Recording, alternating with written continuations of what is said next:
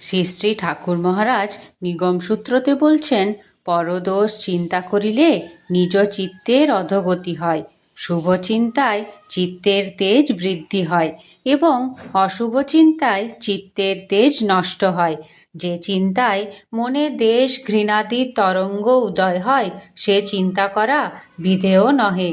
যেমন অন্ধকারে বিচরণ অপেক্ষা আলোকে বিচরণ মঙ্গলকর, যেমন অসৎসঙ্গ অপেক্ষা সৎসঙ্গ হিতকর, যেমন বিষ্ঠা দর্শন বা চিন্তন অপেক্ষা শুভ বস্তুর দর্শন হিতকর, তদ্রূপ গুণবানের গুণচিন্তায় চিত্তকে নিয়োজিত না করিয়া কপট ও নীচ প্রবৃত্তির মনুষ্যের দোষ চিন্তা করিলে চিত্ত ক্ষতিগ্রস্ত হয়।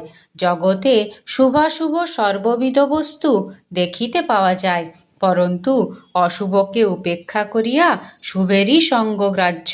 জয় গুরু।